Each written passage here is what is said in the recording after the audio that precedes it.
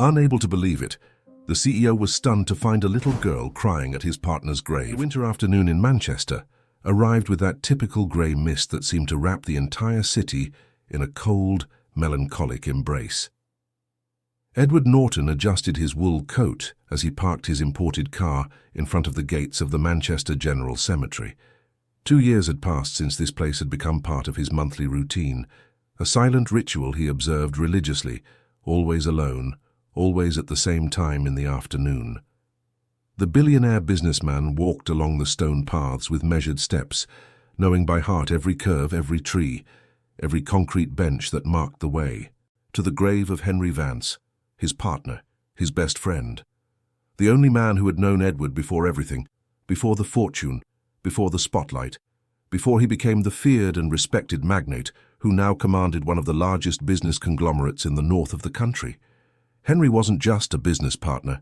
He was the person with whom Edward shared secrets, joys, defeats, and victories. They grew up together in modest neighborhoods of Manchester, dreamed together, and together built the empire that now bore both their names on the facade of skyscrapers scattered across several major cities.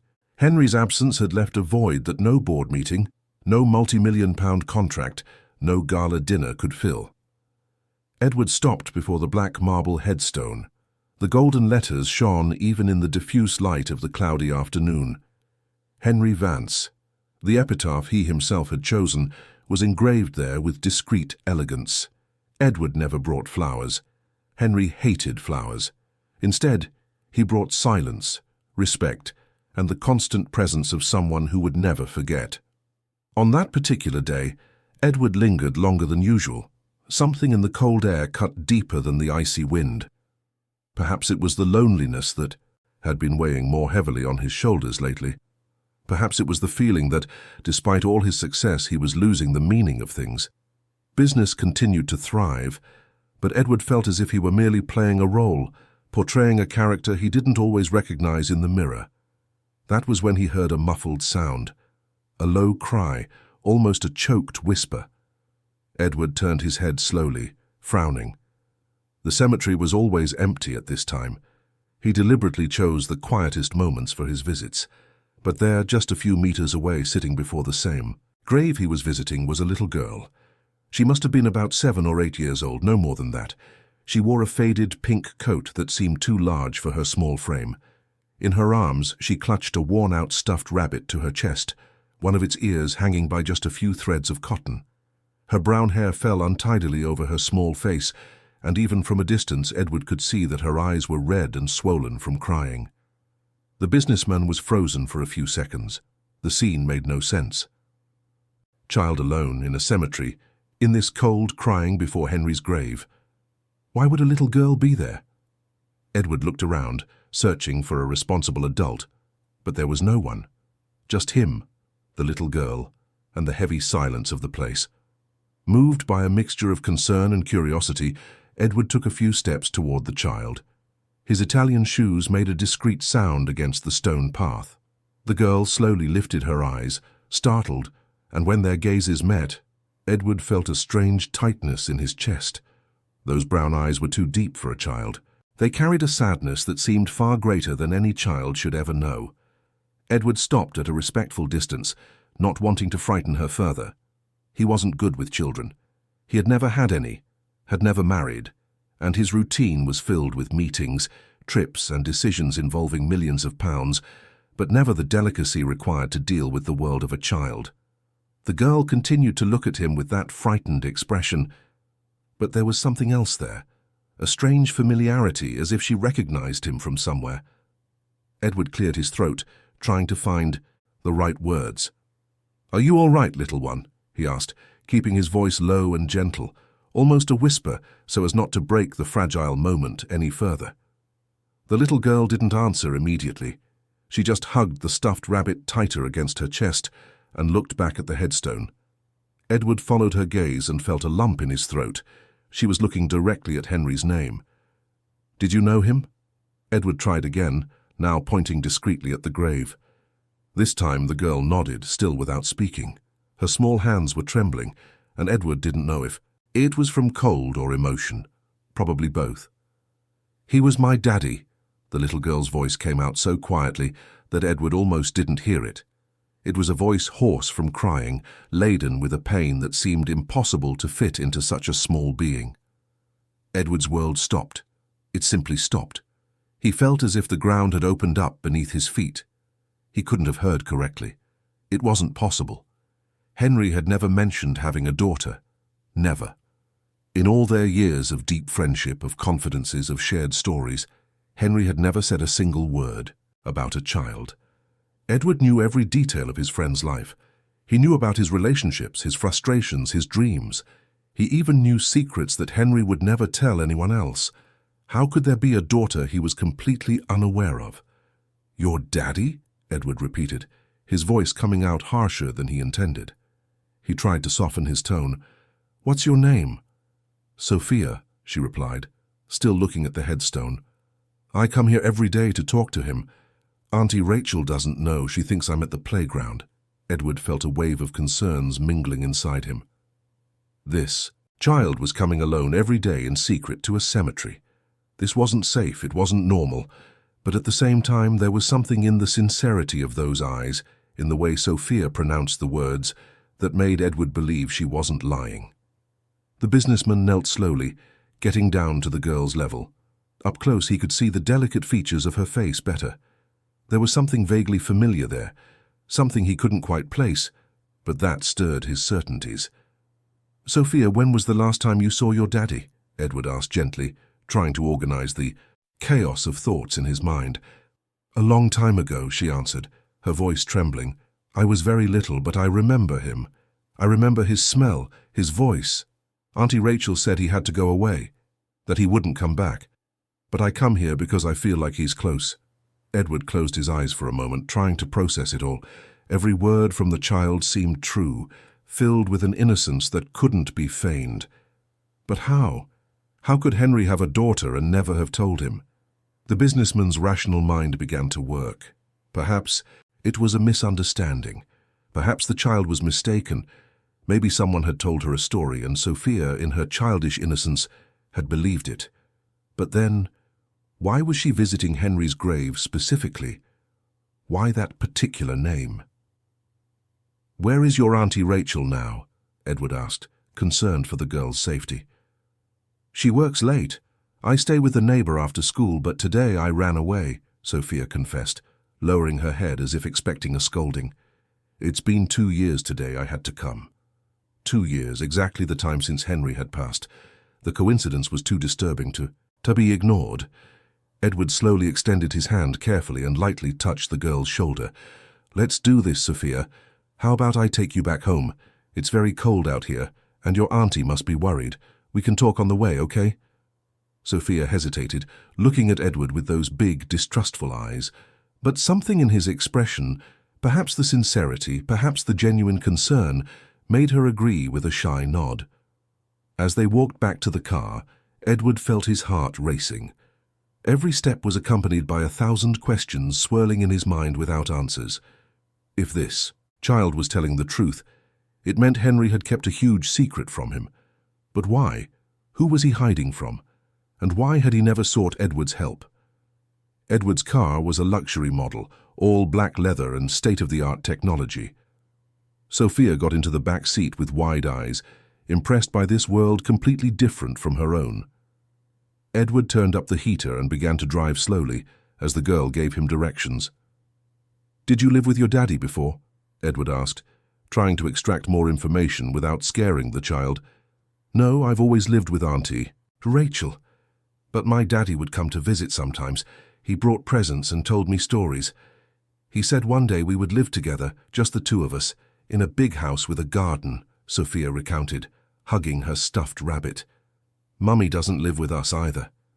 "And your mother, where is she?" Edward felt a chill run down his spine. "Auntie said she left when I was a baby, that she couldn't take care of me. I don't even remember her." Edward drove on autopilot, processing every word. The pieces of the puzzle were confusing, disconnected, but there was something there that was beginning to make a disturbing kind of sense. If Henry really had a secret daughter, it would explain a lot. It would explain the sudden trips he took without giving many details. It would explain the times he seemed overly worried, distant, carrying an invisible weight. They arrived at a modest suburb on the outskirts of Manchester. Small houses, narrow streets, children playing on the pavements despite the cold. Sophia pointed to a small house, painted a faded yellow with a rusty iron gate. Edward parked in front and watched the girl get out of the car, still clutching her stuffed rabbit. "Sophia," Edward called before she went inside, "can I talk to your auntie?" The girl seemed to hesitate, but eventually agreed. Together they crossed the small garden, and Sophia rang the doorbell. A few seconds later, the door opened to reveal a woman in her 40s, with tired but kind features. When she saw Sophia, her face lit up with relief. But then she frowned upon seeing Edward there. "Sophia, where have you been? I was worried sick." The woman knelt and hugged the girl tightly. "You ran away again, didn't you?" "Sorry, Auntie," Sophia mumbled against the woman's shoulder. Edward cleared his throat, drawing their attention. The woman looked up at him, and Edward could see the instant suspicion that arose in her expression. He extended his hand politely. "Good afternoon. My name is Edward Norton. I found Sophia at the cemetery, alone and cold. I thought it best to bring her home safely." The woman, Rachel, accepted his handshake hesitantly. "Thank you for bringing her. She has this habit of running away to the cemetery. I don't know what to do anymore.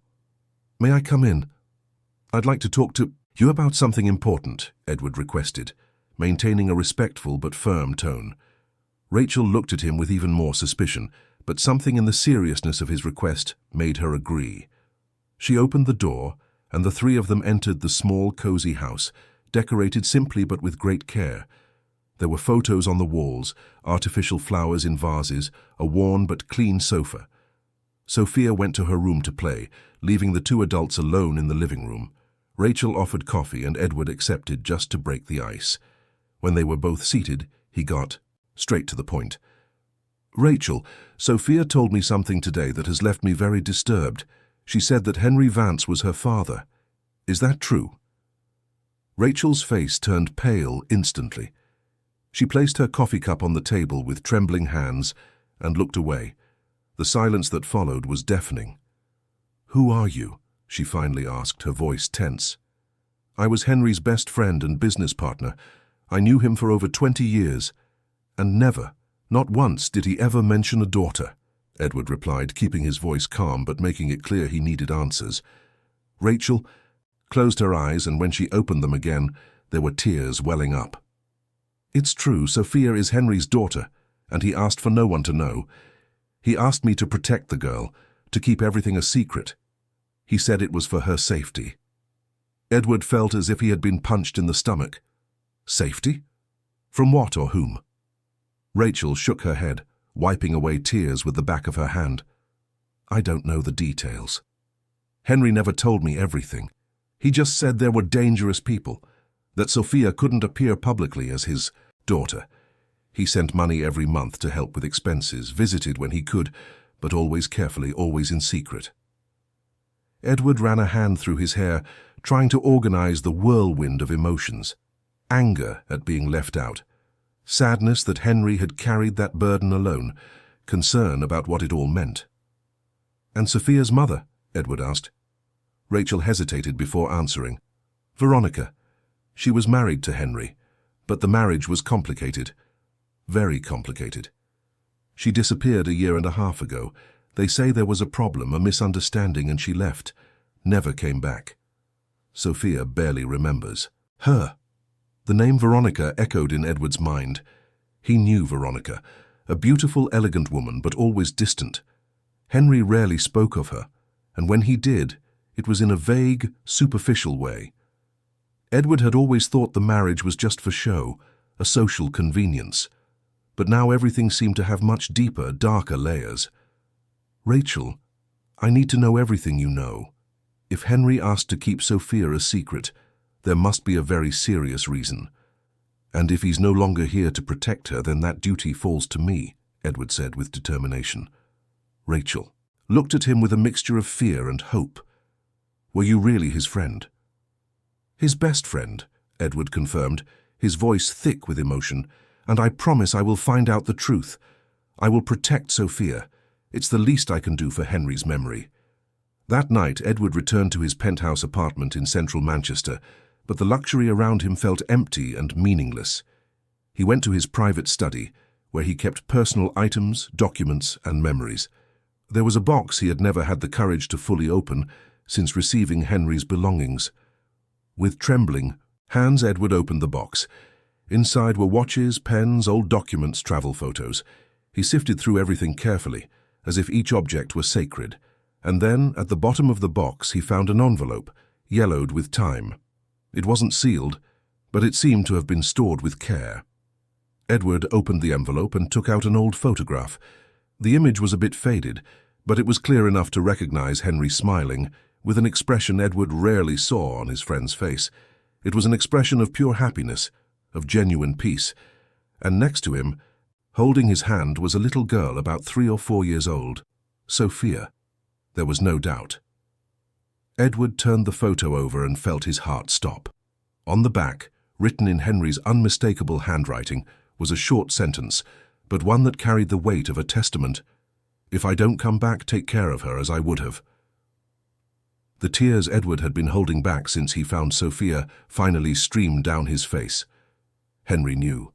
He knew something might happen to him. He knew there were risks, and yet he trusted that Edward somehow would find this message, find Sophia, and do what was right. Edward held the photo to his chest, feeling the responsibility fall upon his shoulders like a heavy cloak. He didn't know all the details yet, didn't fully understand what was happening, but one thing was certain: he would uncover the truth. He would find out why Henry kept Sophia a secret, why he felt he needed to protect her, and from whom or what.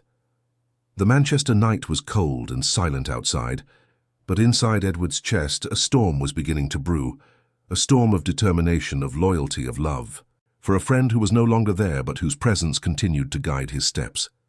Edward carefully placed the photo on his desk and picked up the phone. There was someone who might have more answers: Dr. Elias Porter, the lawyer who handled Henry's personal and professional affairs. If anyone knew anything, it would be him. The call was answered after a few rings. Edward briefly explained the situation and could hear the tense silence on the other end of the line. Dr. Porter finally agreed to meet him the next day at his office, but his voice carried a weight that Edward couldn't ignore. "There's something you're not telling me, isn't there, Elias?" Edward pressed. "Tomorrow, Edward. We'll talk in person tomorrow." "There are things that cannot be said over the phone," the lawyer replied, before hanging up. Edward stared at the phone, feeling a shiver run up his spine. Henry was involved in something much bigger than he had imagined, and now, whether he liked it or not, Edward was being pulled into that web of secrets, lies, and invisible dangers. He looked back at the photo of Henry and Sophia. The girl's eyes in the picture were the same ones he had seen today at the cemetery, innocent yet filled with a deep sadness. A child who grew up without her father, without understanding why, without knowing there were people who loved her but couldn't be near. Edward made a silent promise that night, a promise to Henry, to Sophia, and to himself. He would find out the truth, no matter how much it hurt, no matter how many layers of lies he had to peel back. And when he found it, he would deliver justice. Not the justice of the courts, but the justice of a friend who would not abandon his brother's daughter. The city of Manchester slept outside, oblivious to the drama that was beginning to unfold. Edward knew that the next few days would change everything. They would change his life, his perspective, perhaps even his future. But he was ready, because if there was one thing Henry had taught him over all those years, it was that loyalty doesn't die. Loyalty transcends time, space, and even existence itself. And Edward Norton was, above all, a loyal man. The next morning arrived with a clear sky, but Edward had barely slept. He had spent the entire night going through papers, old documents, contracts that he and Henry had signed together over the years. He was looking for any clue, any detail that might have been overlooked, but he found nothing. Henry had been careful, meticulous in keeping that secret even from the one he trusted most. At 9 o'clock sharp, Edward was at Dr. Elias Porter's law office, located in one of the most traditional buildings in central Manchester. The place had that characteristic smell of polished wood and old books. The walls were lined with shelves full of legal codes and archived cases. Dr. Porter was a man in his 60s, with perfectly combed grey hair, discreetly framed glasses, and a posture that inspired confidence and discretion. "Edward," the lawyer greeted him with a firm handshake, but his face was serious, almost grim. "Please sit down, we have a lot to talk about." Edward settled into one of the leather armchairs in front of the mahogany desk. "Elias, I need to know everything about Sophia. Why did Henry never tell me? Why all the secrecy?" Dr. Porter sighed deeply, removing his glasses and massaging the bridge of his nose. "Henry made me promise that I would only reveal certain information if a specific person asked about Sophia. He said that if that happened, it meant she was in danger, or that the truth was about to come out anyway." "And I'm that person?" Edward asked, feeling his heart race. "You are the only person Henry mentioned. He said that if you found out about Sophia, then it was because fate was placing the girl under your protection, and that I should trust you completely," the lawyer confirmed. Edward felt a lump in his throat. "Then tell me everything. From the beginning." Dr. Porter stood up and went to a locked cabinet in the corner of the room. He opened it with a key he kept on a separate keychain and removed a thick envelope sealed with red wax. He returned to the desk and placed the envelope in front of Edward. "Henry gave me this 3 months before he passed. He said it was an insurance policy, a way to protect Sophia if something happened to him. At the time, I thought he was being overly cautious. But now I understand that he knew more than he let on." Elias explained, pushing the envelope toward Edward. With trembling hands, Edward broke the wax seal and opened the envelope. Inside was a series of carefully organized documents. Sophia's birth certificate, proving that Henry Vance was indeed the father. Bank statements showing monthly transfers to an account in the name of Rachel Silver, Sophia's aunt. Copies of archived emails and text messages, conversations between Henry and Veronica, that revealed a much more tumultuous marriage than Edward had ever imagined. But what caught Edward's attention the most was a set of handwritten notes by Henry. They were observations about suspicious financial movements within their own company, unauthorized transfers, fraudulent contracts, offshore accounts that were not part of the official records. And all these irregularities pointed to a connection with the Mura Group, a business conglomerate known for its questionable methods and murky history. Edward looked up at Dr. Porter, incredulous. "Henry discovered a corruption scheme within our own company?" "Not just discovered. He was gathering evidence to expose everything. The notes you're looking at are just the tip of the iceberg. Henry had documents, recordings, testimonies. He was building a solid case, but he needed time to ensure nothing could be destroyed or hidden," the lawyer explained, his voice heavy with regret. "And why didn't he tell me? I could have helped," Edward exclaimed, feeling a mixture of frustration and pain. "Because he was trying to protect you too, Edward. Henry knew that the more people involved, the greater the risk. He wanted to be absolutely sure before bringing anyone else into it." And there was another reason. Dr. Porter paused, as if weighing his words. Veronica was involved in the scheme. Edward's world stopped again. Veronica, Henry's wife, was involved in the corruption. Not just involved, she was one of the central figures. Henry discovered that Veronica had been embezzling funds from the company for years, working directly with people from the Mura Group. When he confronted her, Veronica begged for forgiveness, said she was being blackmailed, that she had no choice. Henry wanted to believe her, tried to help her get out of it. But then he found out she had lied, Dr. Porter continued, his voice growing darker. Edward felt his head spin. "And Sophia? What's her connection to all this?" "Sophia is the reason Henry couldn't just expose everything at once. Veronica used the girl as leverage. She told Henry that if he exposed her, if he tried to report her, Sophia would pay the price. Not directly, but through legal maneuvers, custody battles, defamation. Veronica threatened to destroy Henry's reputation, to make it seem like he was a negligent father who had abandoned his daughter. Henry was trapped between protecting the company and protecting Sophia," the lawyer revealed. Edward closed his eyes, trying to contain the wave of emotions. Henry had carried this weight alone. He had tried to balance justice with paternal love, and in the process had ended up with no way out. Exactly. And when he passed, Veronica disappeared 6 months later. Officially, it was recorded as a leave of absence, a personal issue. She vanished without a clear trace, Dr. Porter concluded. Edward opened his eyes and looked directly at the lawyer. Do you believe she really left, or do you think she's still out there hiding? I don't know, Edward, but what I do know is that the suspicious movements continued even after she disappeared.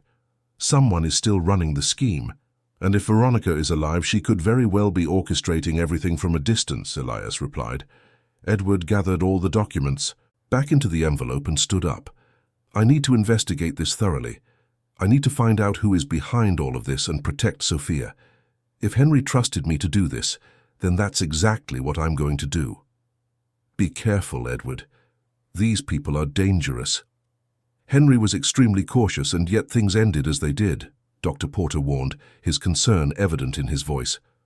I know, but I won't leave my best friend's daughter unprotected, and I won't let his memory be tarnished by people who took advantage of his trust, Edward declared with determination. Leaving the law office, Edward felt the weight of responsibility like never before. He was not just a businessman trying to save a company. He was a man trying to honor the memory of a brother, protect an innocent child, and dismantle a network of corruption that had been operating in the shadows for years. Edward decided to start the investigation discreetly. He hired a trusted private investigator, Marcus Dunn, a former police officer who now worked independently and had a reputation for being extremely competent and discreet. They met in a cafe far from the city center, away from prying eyes. Marcus, I need you to investigate someone for me. Veronica Vance.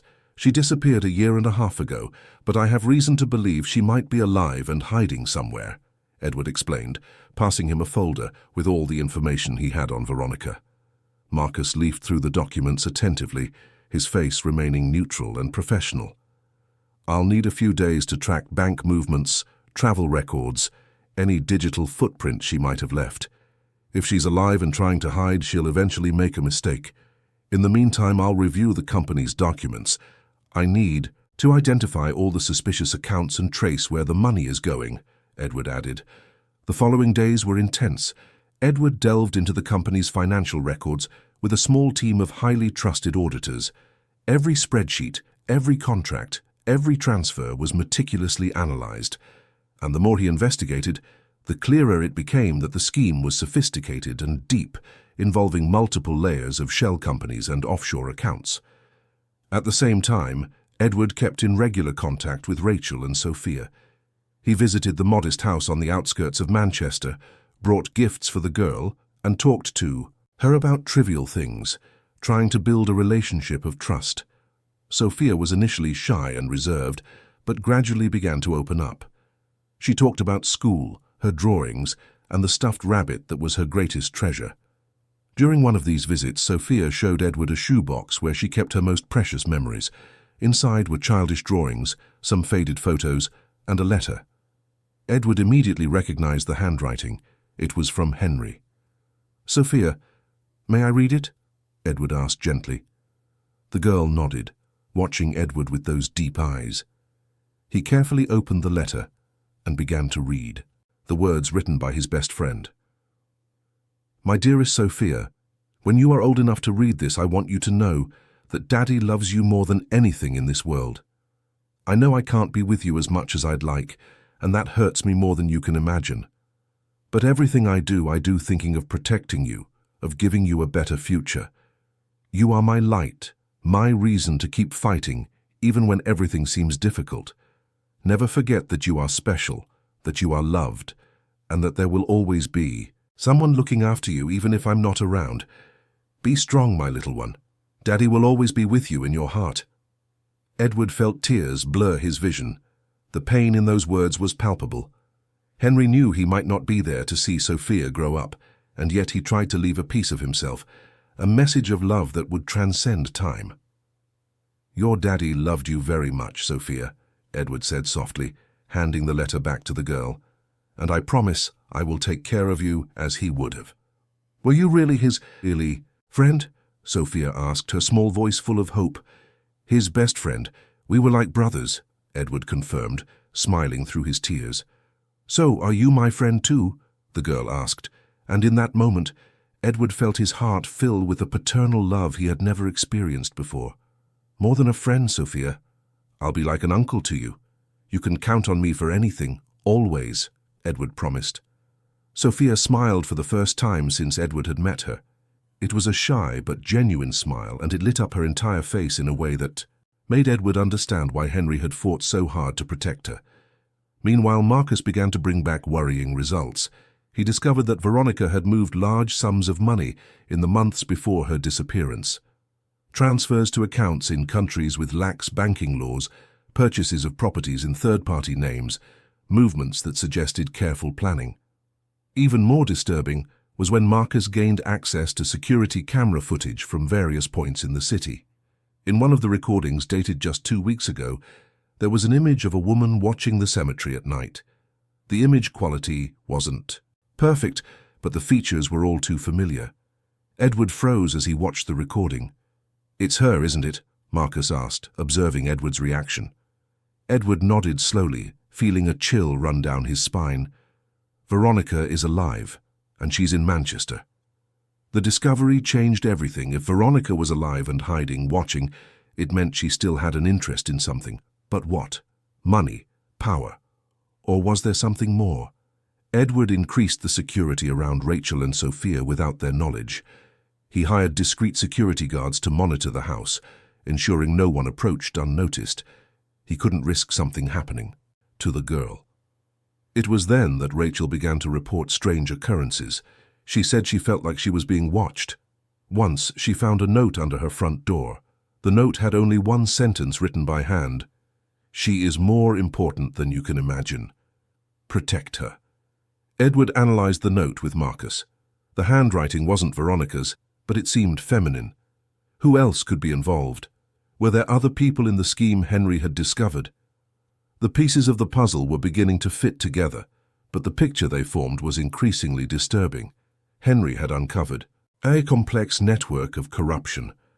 Veronica was at the center of this network, but not alone. There were other people, other companies, other interests at play, and Sophia, for some reason that was not yet clear, was important to all these people. Edward decided to directly confront some of the company executives who had worked most closely with Henry and Veronica. He scheduled individual meetings, asked seemingly casual questions, and observed their reactions. Most seemed genuinely surprised by the questions about Veronica, but one of them, Richard Miles, the financial director, showed excessive nervousness.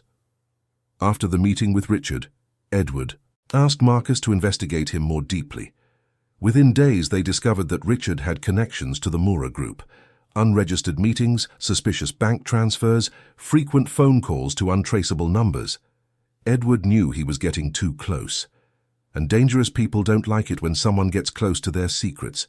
That's why he wasn't surprised when he began to notice that he himself was being followed. Cars that repeatedly appeared behind him, men who seemed to watch him from a distance, his corporate email being accessed from unauthorized locations. He was meddling in something much bigger than he had imagined. And the more he meddled, the more he realized that Henry had been either extremely brave or extremely naive to try to face it alone. On a particularly cold night, Edward was in his apartment reviewing documents when he received a call from Marcus. The investigator's voice was tense. "Edward, I think I've found something important. Veronica isn't just hiding. She's operating. I've found records of recent movements in companies linked to the Mura Group. She's active, and given the volume of money involved, she's planning something big." "Something big like what?" Edward asked, feeling the tension rise. "I'm not sure yet, but there are mentions of contracts, acquisitions, mergers. It seems she's trying to consolidate power, perhaps even take control of parts of the company you and Henry built," Marcus explained. Edward hung up the phone and stared out of his apartment window, watching the city lights below. Manchester was beautiful at night, peaceful, but beneath that calm surface, a silent war was being waged, a war for power, for money, for control. And in the middle of that war was a 7-year-old girl who just wanted her father back, who visited a grave every day because it was the only place she felt she could be close to him. Edward would not allow Sophia to become another victim of that war. He would not let the greed and ambition of unscrupulous people destroy another innocent life. Henry had trusted him, and Edward would not fail. He returned to his desk, organized all the documents he had gathered so far, and began to formulate a plan. It wouldn't be easy. It would be dangerous, but it was necessary. For Henry, for Sophia, and for the justice that needed to be served. The night wore on, and Edward worked tirelessly, knowing that every minute counted, because out there in the shadows of Manchester, Veronica was watching, planning, and waiting for the right moment to make her next move. And that moment was approaching fast. The days that followed were of constant tension. Edward lived in a state of permanent alert, dividing his time between corporate meetings during the day and silent investigations at night. Every move was calculated, every word measured. He knew he was being watched, and so he had to act as if nothing was wrong, as if he were just the same businessman as always, concerned with profits and expansions. But beneath this facade, Edward was assembling a complex puzzle piece by piece. The documents left by Henry revealed a scheme that went far beyond simple embezzlement. There was an entire network of shell companies, inflated contracts and rigged bids, all orchestrated with surgical precision. And at the center of this web was the Mora Group, but operating through people infiltrated within Edward and Henry's own company. Marcus continued to bring in disturbing information. Veronica's movements were becoming more and more evident. She was meeting with influential people, lawyers specializing in hostile takeovers, executives with questionable reputations. Everything indicated that she was preparing a coup, something that could shake the foundations of the company and give her control over multi-million-pound assets. Edward knew he needed allies. He couldn't do it all alone, just as Henry shouldn't have tried. He began to identify trustworthy people within the company, loyal executives who had worked with Henry and might be willing to help when the truth came to light. One of them was Gregory Reed, the director of operations, a man of integrity who had always shown solid values and a commitment to business ethics. Edward arranged a discreet lunch with Gregory at a restaurant away from the business district. "Gregory, I need your trust and your discretion," Edward began as soon as they were alone at a reserved table. "I've discovered things about Henry, about the company, that could change everything we know." Gregory frowned, surprised. "What kind of things?" Edward took a deep breath and decided to trust him. "Henry discovered a corruption scheme within our own company before he passed. He was gathering evidence but didn't have time to act. Now I'm continuing his work and I need help." Gregory turned pale. "Corruption? In here? But how? Who?" "People who have been with us for years. People we trusted. And there are indications that Veronica Vance was involved," Edward revealed, closely watching Gregory's reaction. The director was silent for a long moment, processing the information. "I always thought her disappearance was strange.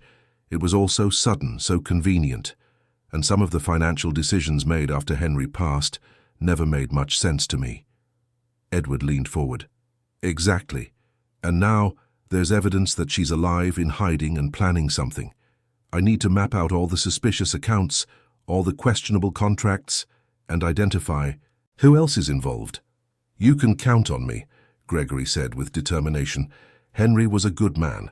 If someone is tarnishing his memory and the company we built together, we need to expose it." With Gregory as an ally, Edward gained access to more detailed information without raising suspicion. Together they began to trace every irregular financial transaction from the last 5 years. The work was meticulous and exhaustive, but it revealed a clear pattern. Money was being siphoned off through contracts with companies that, upon closer investigation, were just fronts linked to the Mora Group. Meanwhile, Sophia's life continued, seemingly normal. She went to school, played, drew, but Edward noticed subtle changes in the girl. She was quieter, more observant. Rachel mentioned that Sophia had asked about her mother for the first time in years. She wanted to know why her mother had left, if she still thought about her, if she would ever come back. Edward visited Sophia on a Saturday afternoon, bringing drawing supplies as a gift. The girl was excited, but there was something in her eyes that showed a precocious maturity, an understanding that there were unspoken things, secrets hanging in the air. "Uncle, Edward," the girl called him for the first time using that title. "Can I ask you a question?" "Of course, Sophia. You can ask me anything," Edward replied, sitting on the floor beside her as she drew. "Why did my daddy have to hide that I existed? Did I do something wrong?" The question came out so innocently, yet laden with such deep pain, that Edward felt his heart break. He placed his hand gently on her shoulder. "Sophia, look at me. You did nothing wrong. You never have. Your daddy loved you more than anything, and everything he did was to protect you." "Protect me from what?" she asked, her big eyes fixed on his. "From people who weren't good, people who might have hurt you if they knew how important you were. Your daddy was very brave, and he made sacrifices to make sure you stayed safe," Edward explained as simply as possible. "And now, do I still have to hide?" Sophia's voice was almost a whisper. "Not for much longer. I'm taking care of everything so you can live freely, without fear." "I promise," Edward assured her, and he intended to keep that promise even if it cost him everything he had. That same night, Edward received a phone call that would change the course of everything. It was Rachel, and her voice was trembling with panic. "Edward, Sophia's gone. I went to make dinner. She was playing in her room, and when I went back to call her, she wasn't there. I've searched the whole house, called for her, but she's not answering." Rachel was on the verge of hysteria. Edward felt his blood run cold. "Calm down, Rachel. I'm calling for help, and I'm on my way now. Look for a note, anything that might indicate where she went." He hung up and immediately called Marcus, asking him to get to Rachel's house as quickly as possible. On the way, Edward tried to control the panic that threatened to overwhelm him. Sophia was just a child. Where could she have gone? Had she run away, or had someone taken her? When he arrived at the house, he found Rachel in tears, being comforted by neighbors. Edward went into Sophia's room and began to search for clues. It was then that he saw on the small study desk a note written in Sophia's shaky, childish handwriting. "I went to find Mummy. She called me. I'll be back soon." Edward held the note with trembling hands. Veronica. She had contacted Sophia. But how? When? And most importantly, where was she taking the girl? Marcus arrived minutes later and immediately started making calls, activating contacts, trying to track any suspicious movements. Edward showed him the note, and the investigator frowned. If Veronica contacted Sophia, it must have been in a very convincing way for the girl to leave the house like that, Marcus commented. "Sophia barely remembers her mother. Why would she go after her now?" Edward questioned, trying to think logically despite his desperation. Maybe Veronica used exactly that, a child's curiosity about the mother she never knew. "It's a cruel manipulation, but effective," Marcus suggested. Edward knew they had to act fast. Every minute that passed was a minute Sophia was in danger. He called Dr. Porter, Gregory, everyone who could possibly help. They needed to find Sophia before it was too late. It was Marcus who got the first lead. One of his contacts reported seeing a child matching Sophia's description, getting into a black car with tinted windows, near Rachel's house about an hour ago. The car had headed toward the industrial estate on the outskirts of Manchester. Edward and Marcus left immediately in that direction. The sun was already setting, painting the sky in shades of orange and then purple. The industrial estate was a quiet area at night, full of abandoned warehouses and empty depots, the perfect place for a secret meeting. When they reached the area, Marcus began a visual sweep, looking for any sign of activity. It was then that Edward saw it, left on the bonnet of a car parked strategically in a visible spot, a white envelope. Edward got out of the car and picked up the envelope. Inside was a handwritten note, in a script he immediately recognized as Veronica's. Midnight. Warehouse 23. Alone. If you want to see Sophia again. Edward showed the note to Marcus, who immediately shook his head. It's an obvious trap. You can't go alone. Let's call the police. If I call the police, she might do something to Sophia. I can't risk it, Edward replied, his voice firm despite the fear he felt. Edward, be rational. Veronica is using you. She wants something, and Sophia is the bait. If you go alone, she'll have all the advantages, Marcus argued. I know, but I have no choice. Sophia is my responsibility now. It's what Henry would have done, Edward said with determination. They returned to the city, and Edward began to prepare for the meeting. He had only a few hours until midnight. Marcus insisted on at least positioning people from a distance, ready to intervene if necessary. Edward agreed, but made it clear that he wanted no action until Sophia was safe. While he waited, Edward mentally reviewed everything he knew about Veronica. She was intelligent, calculating, ambitious. She had been able to deceive Henry for years. What did she want now? Money, control of the company, or was there something else? At 11:30 that night, Edward set off alone toward Warehouse 23. The place was isolated, surrounded by wastelands and other abandoned buildings. The only light came from distant street lamps, creating long, menacing shadows. Edward parked the car and got out, looking around. The silence was oppressive, broken only by the sound of the cold wind blowing through the metal structures. He walked slowly toward the warehouse, each step echoing in the night. The warehouse door was ajar.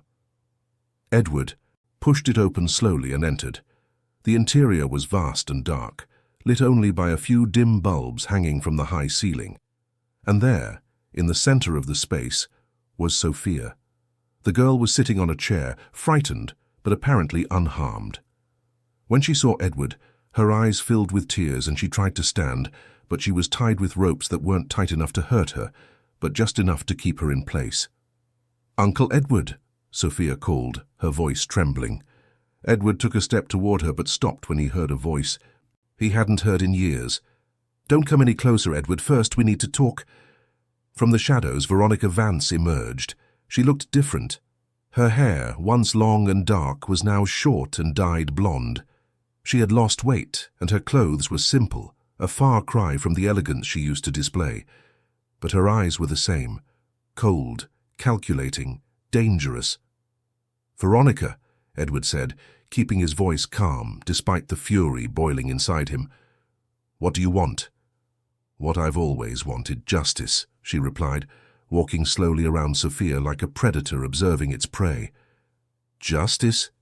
You call hiding, faking your disappearance, stealing from the company and manipulating a child justice?" Edward questioned, trying to keep Veronica talking while he assessed the situation. "You don't understand anything, Edward. Nothing. Henry wasn't the saint you think he was. He discovered the scheme, yes, but he wasn't planning to report it to get justice. He was planning to use it against me, to cut me out of Sophia's life completely," Veronica exclaimed, her voice filled with bitterness. "Because you were involved in a corruption network. Because you betrayed his trust," Edward shot back, taking another careful step. "I did. What I had to do to survive. The Mora group blackmailed me, threatened me. They said if I didn't cooperate, Sophia would pay the price. Everything I did was to protect her," Veronica shouted, and for the first time, Edward saw something crack in that cold facade. "Then why did you disappear? Why did you abandon your own daughter?" Edward pressed. "Because Henry found out too much. He was going to expose me, destroy me, and in the process drag Sophia into the middle of it all. I couldn't let that happen. So I disappeared to get her out of the line of fire, so she could live in peace away from all of this," Veronica explained, and there were tears in her eyes now. Edward was silent for a moment, processing this. Could it be true, or was it just another layer of manipulation? "If you wanted to protect her, why bring her here now? Why put her in danger again?" Edward asked. "Because things have changed. The Mora group found out I was alive. They found out I had documents, evidence that could destroy them. And now they're after me, and by extension after Sophia. She's in danger, Edward, real danger. And you need to know that before you continue your little investigation," Veronica revealed. Edward felt a shiver, so it wasn't just about money or control. It was about survival. Veronica was being hunted, and Sophia was caught in the crossfire. "What do you want from me?" Edward asked directly. I want you to stop investigating. I want you to take Sophia and leave Manchester. Take her far away, to a place where no one can find her. And leave the past where it is, Veronica pleaded. And for the first time her voice carried something that sounded like sincerity. And you? What will you do? Edward questioned.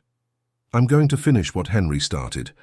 I'm going to hand over all the evidence I have to the proper authorities. But I need Sophia to be safe first. I need to know she won't suffer the consequences of my mistakes, Veronica replied. Edward looked at Sophia, who was watching everything with wide eyes, too scared to speak. He then looked back at Veronica and saw not the monster he had imagined, but a broken, desperate woman, trying in some twisted way to protect the daughter she had abandoned. I'm not going to run, Veronica, and I'm not going to hide Sophia as if she were a dirty secret. Henry already did that, and look where it got him. If you really want to protect her, then let's do this the right way. Let's expose everything. Let's bring down the Mora group, and let's ensure Sophia can live without fear, Edward declared. You don't understand how dangerous they are, Veronica said, shaking her head, and you don't understand how determined I am. Henry was my brother. Sophia is my responsibility now, and I will not let fear dictate my actions, Edward answered firmly. It was at that moment that the warehouse lights suddenly went out, plunging everything into total darkness. Edward heard Sophia scream and Veronica curse. There were sounds of rapid movement, running footsteps. When the emergency lights flickered on dimly, Edward saw that Veronica had vanished, and Sophia was free from the ropes, running toward him. He scooped her up into his arms, feeling her small body tremble against him. It's okay, Sophia. I'm here. You're safe now, Edward whispered, stroking the girl's hair. Marcus and his team entered the warehouse seconds later, weapons drawn. But there was no one left but Edward and Sophia. Veronica had disappeared again as quickly as she had appeared. In the car heading back to the city, Sophia was silent, huddled in the back seat. Edward watched her in the rearview mirror, seeing the confusion and fear etched on her little face. Was that my mummy? Sophia finally asked, her voice small. It was, Edward confirmed softly.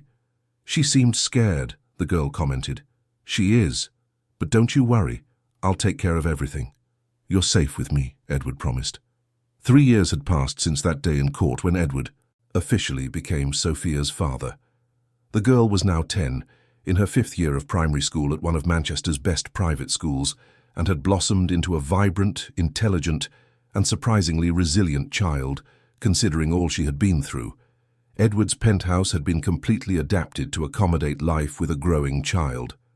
What was once a minimalist, corporate space now had colours on the walls, drawings proudly displayed on the refrigerator, toys organised on colourful shelves, and a vitality the apartment had never known.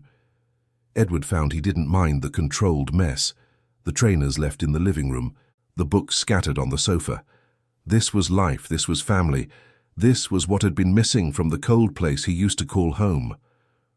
On that September morning, Edward woke up early as usual, but instead of heading straight to his study to check emails and reports, he went to the kitchen to make breakfast. Pancakes. Sophia loved pancakes with honey and strawberries. He had learned to make them by following online tutorials, and after countless disastrous attempts in the first few months, he had finally perfected the recipe. As he prepared the batter, Edward smiled, remembering how everything had changed. He who used to have all his meals in expensive restaurants or order takeaway now knew how to cook dozens of dishes. Not because he had to, but because he discovered that cooking for his daughter was a form of love, a way of being present in a way no nanny or housekeeper could replace. "Good morning, Dad," Sophia's sleepy voice came from the kitchen doorway. She was in her pajamas, her brown hair all tousled, rubbing her eyes. The stuffed rabbit, now fully restored and still her faithful companion, was tucked under her arm. "Good. Morning, Princess," Edward replied, serving the pancakes onto a plate. "Sleep well?" Sophia yawned and sat down at the table. "I dreamt about my birth father again, but it was a good dream this time. We were in a park, and he was teaching me how to ride a bike." Edward felt that familiar pang of emotion. Sophia still dreamt of Henry regularly. The psychologist had explained it was completely normal, that the girl was processing her loss in a healthy way, and Edward always encouraged her to talk about these dreams, about her memories, about her feelings for the father she had barely known. "He would have loved to teach you how to ride a bike," Edward said softly, sitting down beside her. "Actually, I was thinking maybe we could buy you a bike this weekend. What do you think?" Sophia's eyes lit up. "Really? A real bike? A real one? And I'll teach you how to ride it, just like your birth father would have," Edward promised, smiling at the joy on his daughter's face. After breakfast, they followed their established routine. Sophia had a shower, put on her school uniform, and Edward drove her to school, on his way to the office. It was a ritual he never delegated to drivers or nannies. Those 20 minutes in the car, talking about anything and everything, were precious. "Dad, can I ask you a question?" Sophia said, as Edward drove through Manchester's leafy streets. "You can always ask, you know that. At school, the teacher asked us to make a family tree, and I was thinking—" Sophia hesitated, biting her lower lip as she did when she was nervous. "How should I do it? You're my real dad, but my birth father is important too, and then there's... my mum, and I don't even know where she is." Edward felt his heart tighten. This was a conversation he knew he would have to have eventually, but he never felt completely prepared for it. "Sophia, you can do it in whatever way makes the most sense to you. You can put your birth father as your first dad who loved you very much but had to leave. You can put me as your current dad who takes care of you and loves you every day. And about your mum," he paused, choosing his words carefully. "She made difficult decisions, but she was always thinking about what she thought was best for you. No matter how you draw the tree, the important thing is that you know you are loved by many people in different ways." "What if the others think it's weird?" the girl asked, insecurity evident in her voice. "Then you explain that families come in all shapes and sizes. Some children have a mum and a dad, others have 2 mums or 2 dads. Some are raised by grandparents, aunts, uncles, older siblings. And you have a dad who chose you, who decided you were the most important thing in his life. There's nothing weird about that. It's beautiful," Edward answered with conviction. Sophia was silent for a moment, processing. Then she smiled. "Thanks, Dad. I think I'll do the tree my own way then. With different colors to show that love comes from many places." Edward felt his eyes well up. That's my girl, always so wise. After dropping Sophia at school, Edward headed to the office. The company had undergone profound transformations in recent years. After the Mura Group scandal and the exposure of all the corruption, Edward had completely restructured the organization. He brought in ethics consultants, implemented systems of radical transparency, and created a corporate culture based on values Henry would have approved of. Gregory had been promoted to vice president, becoming Edward's right-hand man in daily operations. This allowed Edward more flexibility to be present in Sophia's life without compromising the company's performance. And surprisingly, or perhaps not so surprisingly, the company was thriving more than ever. Clients valued the new reputation for integrity, investors trusted the transparent management, and employees worked with more motivation, knowing they were part of something ethical. "Edward, there's someone here to see you," his secretary Marion announced over the intercom as soon as he arrived. "She says it's about an important personal matter, a woman named Beatrice Shaw." The name wasn't familiar. Edward frowned. "Does she have an appointment?" "No, but she insisted it's urgent. She said she has information about Veronica Vance." Edward felt a chill run down his spine. It had been years since he'd heard anything about Veronica. Since the letter she had left relinquishing custody of Sophia, she had completely disappeared. No sign, no communication, as if she had vanished into thin air. "Send her in," Edward said, curious and apprehensive at the same time. The woman who entered his office was about 35, with short black hair and simple but well-kept clothes. There was something in her eyes that conveyed both determination and weariness, like someone who had carried a burden for a long time. "Mr. Norton, thank you for seeing me," she said, accepting his handshake and sitting in the indicated chair. "My name is Beatrice Shaw. I was Veronica's personal assistant a few years ago." Edward sat behind his desk, maintaining a neutral expression as his heart raced. "What can I do for you?" Beatrice took a deep breath, as if gathering courage. I came here because Veronica asked me to. She can't come herself, but there's something she needs you to know. Something about Sophia. The mention of his daughter made Edward lean forward, all his protective instincts activated. What about Sophia? Veronica is ill, Beatrice revealed, her voice soft but direct. Very ill. The doctor said she doesn't have much time, and before she goes, she wants to say goodbye to Sophia. Not to ask for forgiveness, not to try to regain custody, nothing like that. Just to say goodbye, to say things she needs to say. Edward felt a mix of emotions: anger at how Veronica had abandoned Sophia, compassion for the situation she now faced, and worry about the impact this could have on his daughter. Why now? After all these years? Edward asked, trying to keep his voice controlled.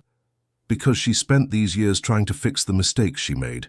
She worked with the authorities, provided information that helped completely dismantle the Mura group. She lived in hiding, in fear, always looking over her shoulder.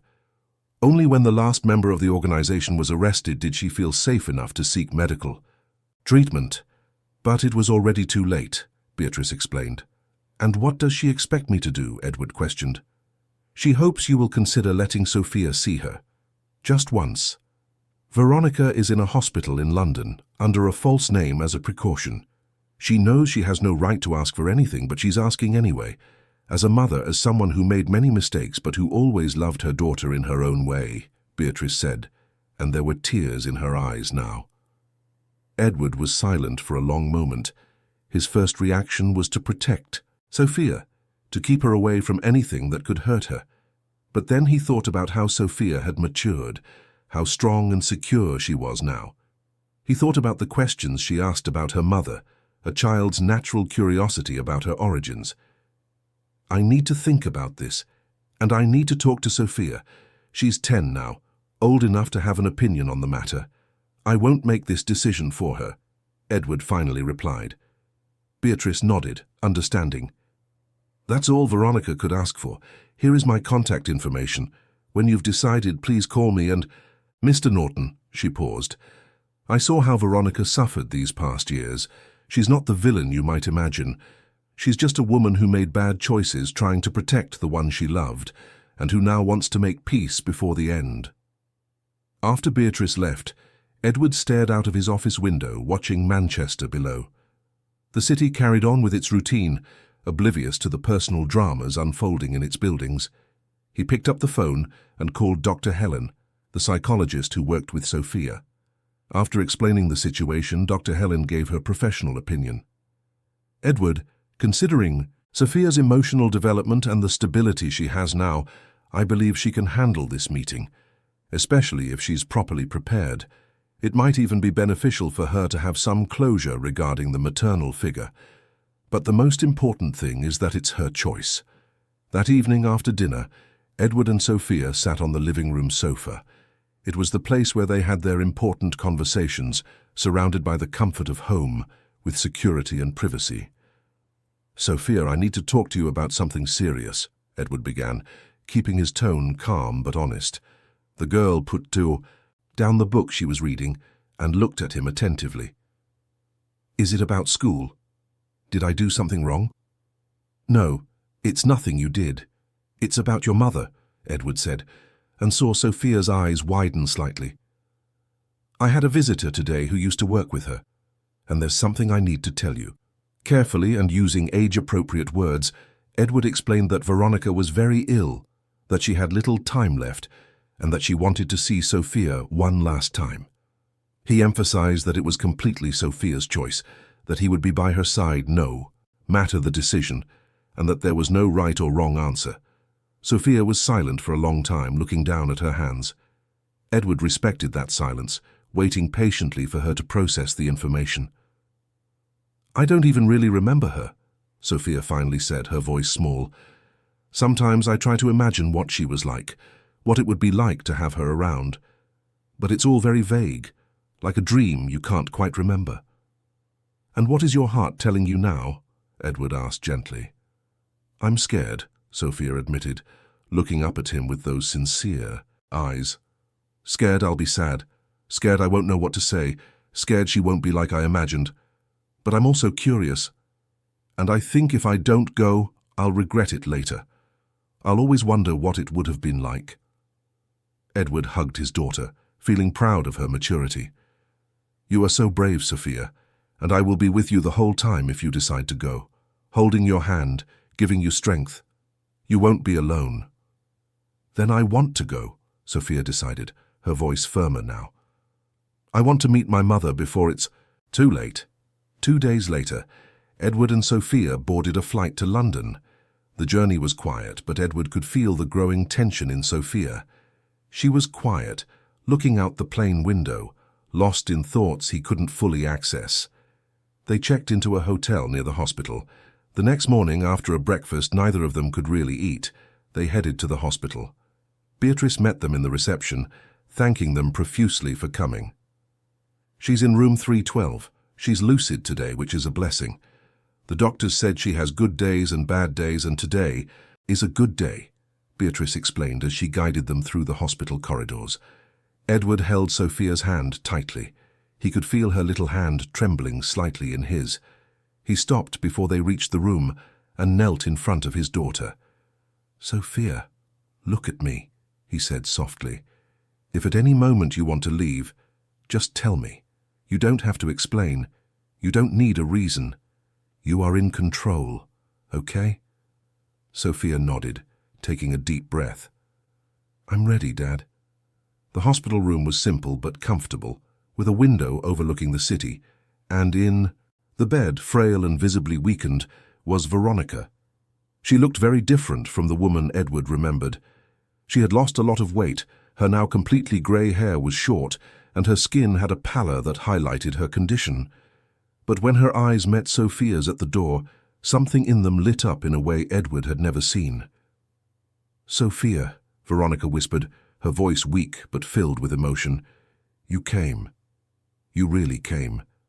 Sophia took a few hesitant steps into the room, still holding Edward's hand. Hi, she said, her voice small and uncertain. Tears streamed down Veronica's face. You're so big. So beautiful. You look so much like your father, like Henry. Edward pulled a chair close to the bed and helped Sophia sit down. He stood beside her, a protective and comforting presence. I know you don't know me, Sophia, and I know I have no right to ask you to understand the choices I made, but I wanted you to know a few things before I go, Veronica began, pausing to take a difficult breath. Sophia just nodded, listening intently. I loved you from the moment you were born. Every cell in my body loved you. But I was young, scared, and involved with very dangerous people. People who threatened to hurt you if I didn't do what they wanted. Your father, Henry, he found out and tried to help me. But I ruined everything. I was a coward. I pushed you both away because I thought you would be safer that way, Veronica explained, her tears flowing continuously. Why didn't you come back later? Why did you leave me? Sophia asked, and there was pain in that question, but also a genuine need to understand. Because when I finally managed to get away from those people, when I was finally free, I realized you were better off without me. I saw that Edward was giving you everything I never could. Unconditional love, security, a stable life. I would have only brought confusion and pain back into your life, so I made the hardest decision I've ever made. I let you be happy with someone who deserved to be your father, Veronica confessed. You could have been both. You could have come back and still let Dad Edward take care of me. I could have had both, Sophia said, and there was accusation in those words, but also vulnerability. I know, and that is one of my biggest regrets, but I can't change the past, darling.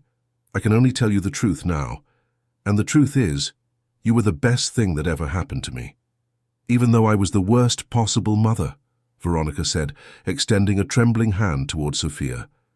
Sophia looked at the hand for a long moment. Edward held his breath, letting his daughter make her own decision. Slowly, Sophia reached out her own hand and touched Veronica's. The touch was hesitant at first, but then Veronica entwined her weak fingers with Sophia's, and they both cried. Thank you for bringing me into the world, Sophia finally said, her voice choked with emotion. And thank you for giving me to Dad Edward. He's the best dad I could ever have." Veronica looked at Edward with deep gratitude in her eyes. "Thank you for taking care of her, for giving her what I couldn't." Edward just nodded, his own throat too tight to speak. They talked for a while longer. Veronica told stories about when Sophia was a baby. Small details Sophia didn't know. She talked about Henry, about what a good man he was, about how much he loved Sophia. And Sophia, brave and open in a way only children can be, asked questions, shared things about her life, about school, about her dreams. When it was finally time to leave, Sophia stood up and, surprisingly, leaned over and kissed Veronica's forehead. "Goodbye, birth mother. I hope you find peace." Veronica held Sophia's hand one last time. "Be happy, my girl, and know that wherever I am, I will always love you." In the hospital corridor, Sophia finally broke down in tears in Edward's arms. He held her tightly, letting her release all the emotions she had held in during the meeting. He didn't try to comfort her with empty words. He was just there, solid, reliable.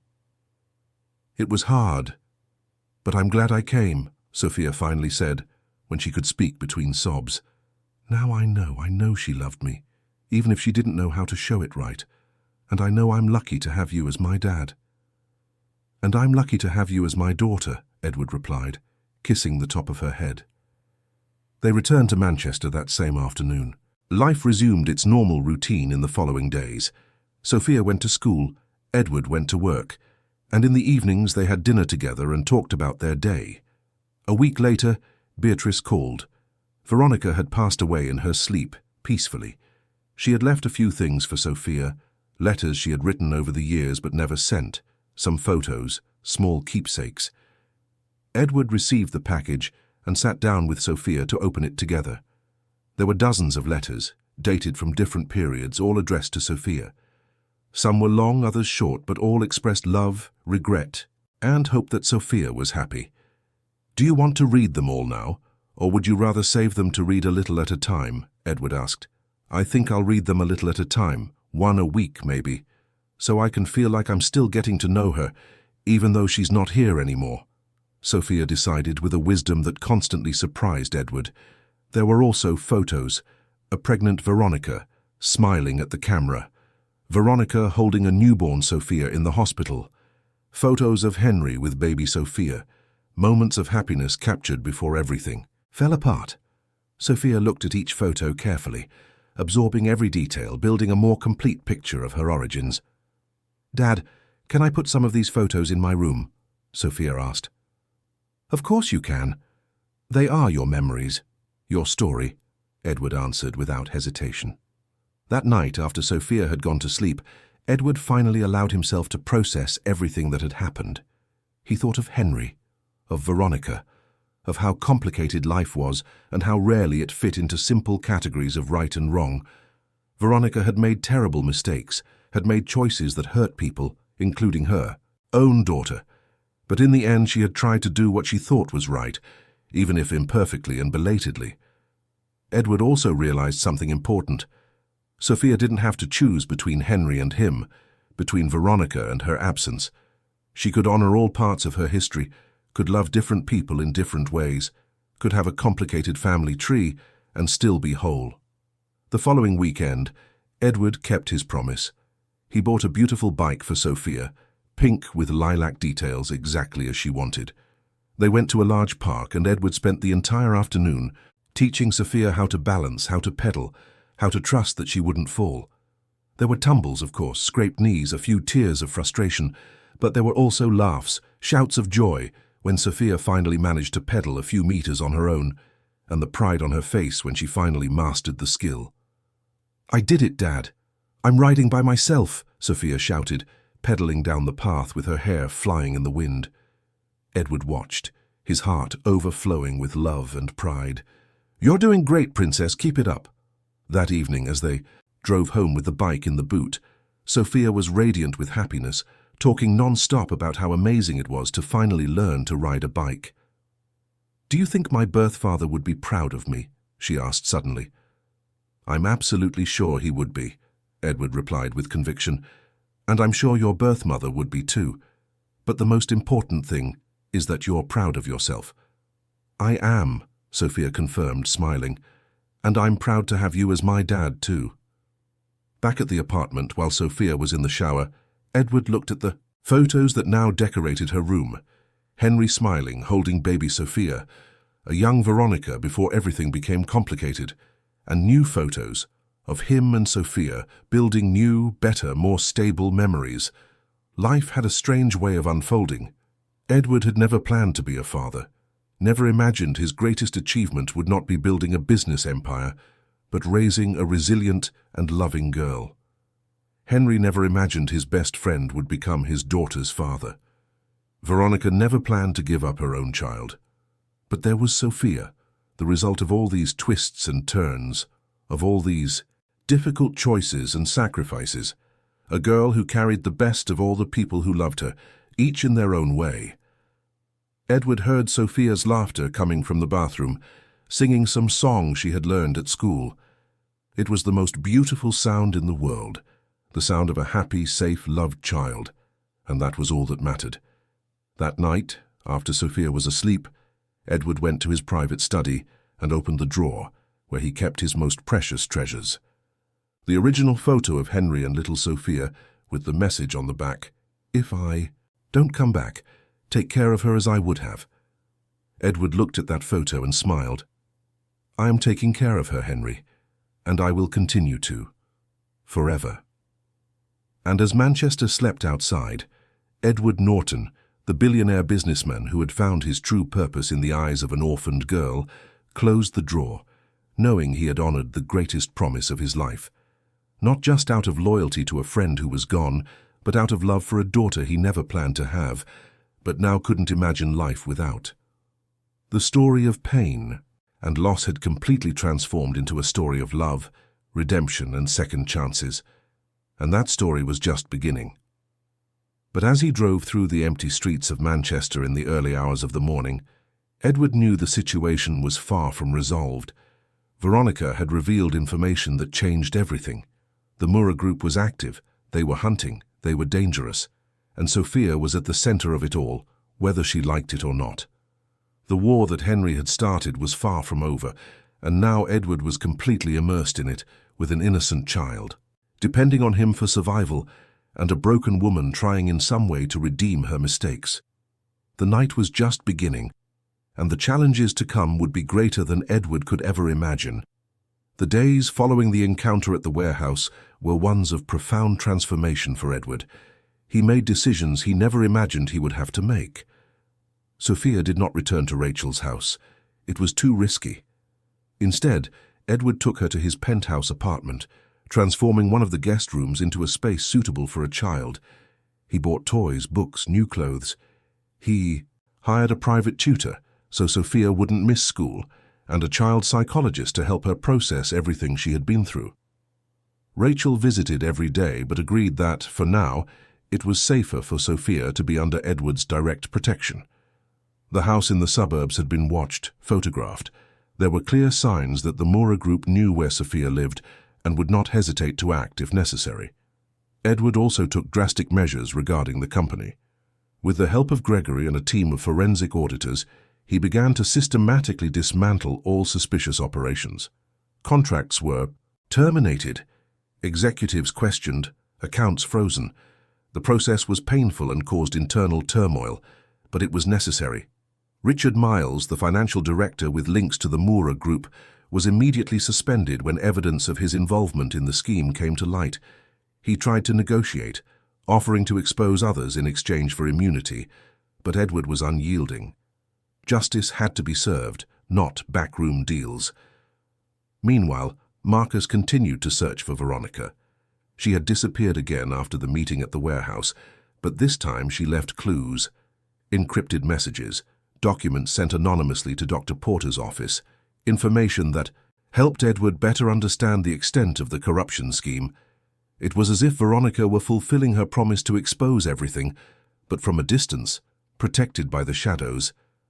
Edward didn't know if he could trust her completely, but the information she provided was accurate and useful. Sophia, for her part, was adapting to her new life in a surprising way.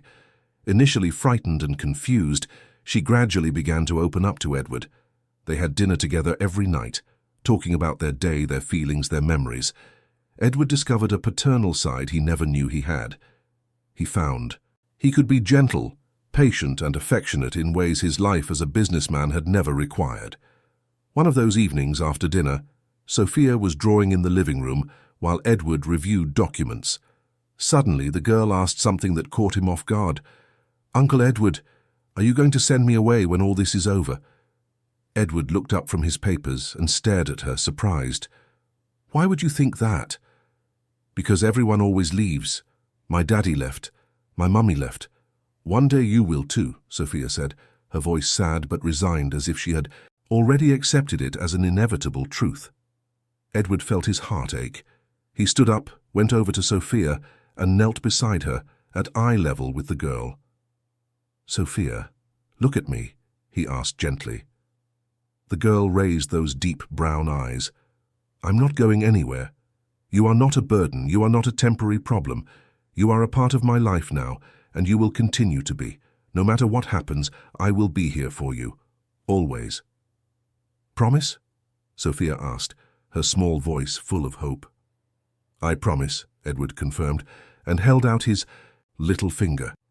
The girl smiled for the first time in days and linked her little finger with his, sealing a childish promise that, for both of them, had the weight of a sacred oath. It was in that moment that Edward realized this had all become about much more than honoring Henry's memory. It had become about building a future, about giving Sophia the chance to be a normal child, to grow up without fear, to have someone she could unconditionally trust. The investigation moved forward quickly. With the information provided by Veronica and the tireless work of Edward's team, they managed to map out the entire corruption network. The Mura Group had tentacles in various companies, politicians, judges. It was a complex and well-protected system, but it was not invincible. Edward decided it was time to act decisively. He gathered all the evidence, organized it into comprehensive dossiers, and delivered copies simultaneously to the Crown Prosecution Service, the National Crime Agency, and trusted media outlets.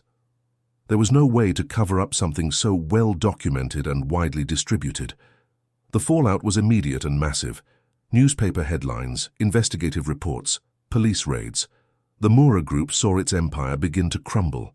Executives were suspended, accounts were frozen, legal proceedings were initiated. It was the kind of scandal that changed the business landscape of the entire country. But with exposure came threats. Edward began to receive intimidating messages, anonymous calls warning him that he had messed with very dangerous people. Security around him and Sophia was intensified. The apartment became a fortress, with discreet but ever-present security guards. Sophia sensed the tension, but Edward did his best to keep her protected not only physically, but also emotionally. He continued to play with her, read her bedtime stories, ensuring there were moments of normality amidst the chaos.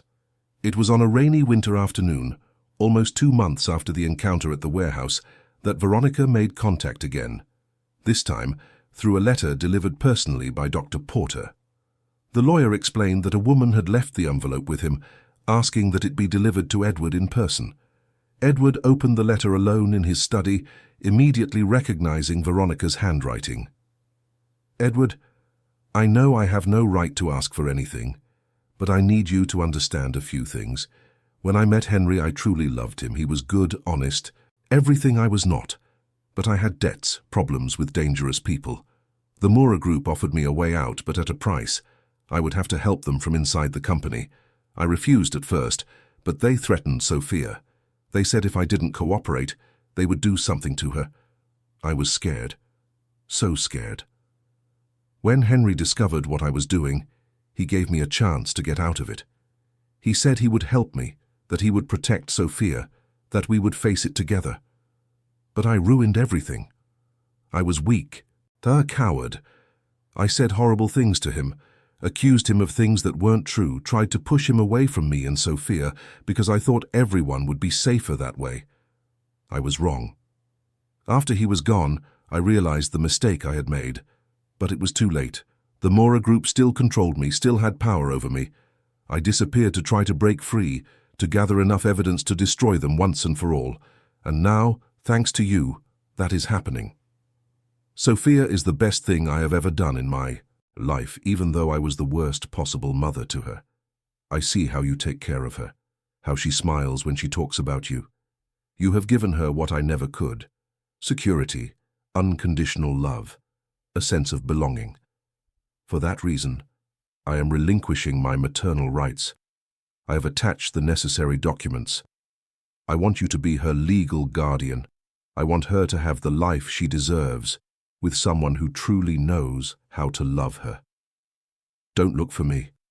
I need to finish a few things, settle some scores, but know that everything I did, even the bad things, were misguided attempts to protect her. Tell Sophia that her mother always loved her, even if she didn't know how to show it the right way. And tell her that her father was a hero, because he truly was. Take care of her, Edward. I know you will do it better than I ever could. Veronica. Edward finished reading the letter with tears in his eyes. Along with the letter were legal documents transferring full custody of Sophia to him, all notarized, all official. Veronica was truly giving up her daughter, believing it was the best way to protect her. Dr. Porter, who had been waiting, entered the study when Edward called. "Is this legally valid?" Edward asked, showing him the documents. The lawyer examined everything carefully. "It is. Everything is in order. If you accept, Sophia will officially be your responsibility. You will have all the rights and duties of a legal guardian." Edward looked out the window, watching the rain fall over Manchester. Outside, the city carried on with its routine, oblivious to the monumental changes happening in the lives of a few people. He thought of Henry, of everything they had been through together, of all the promises made and kept. And he thought of Sophia, the 7-year-old girl who had lost so much, but could still smile, could still trust. "I accept," Edward said, his voice firm and full of certainty. "I want to officially adopt Sophia. I want to be the father she deserves." Dr. Porter smiled, the first genuine smile Edward had seen on his face in a long time. "Henry would be proud of you." In the months that followed, life began to find a new rhythm. The Mora Group scandal continued to make headlines, but Edward stepped away from the spotlight. He delegated more responsibilities at the company, hired trusted executives, and focused on being present for Sophia. The adoption process was relatively quick, facilitated by the documents Veronica had left and the fact that there were no other relatives contesting custody. When the day of the final hearing finally arrived, Edward was more nervous than he had been in any multi-million-pound negotiation he had ever conducted. Sophia looked beautiful, wearing a blue dress Edward had bought especially for the occasion. Rachel was there, smiling through her tears. Dr. Porter was there too, as a witness and for support. The judge asked the formal questions, checked the documents, and then looked at Sophia. "Do you know what it means to be adopted?" he asked gently. Sophia nodded seriously. "It means Uncle Edward will be my real dad, that he'll take care of me always." "And is that what you want?" the judge asked. "Yes," Sophia replied, and then looked at Edward with those eyes full of love and trust. "I want to have a family again." The judge banged his gavel. "Then so it shall be. Edward Norton, you are now the legal father of Sophia Vance Norton. Congratulations to you both." Edward felt tears stream freely down his face as Sophia ran into his arms. He picked her up and lifted her high, feeling the weight of this child, who was now officially his daughter, his responsibility, his future. "Thank you, Dad," Sophia whispered in his ear, and that word, Dad, echoed in Edward's heart in a way no corporate title ever had. Life didn't become perfect overnight. There were challenges, adjustments, difficult moments. Sophia still had nightmares sometimes, still wondered about the father she had lost and the mother who had chosen to leave. But Edward was always there, patient, loving, steadfast. They created routines, breakfast together before school, dinner always at the table, talking about their day, weekends exploring parks, museums, cinemas.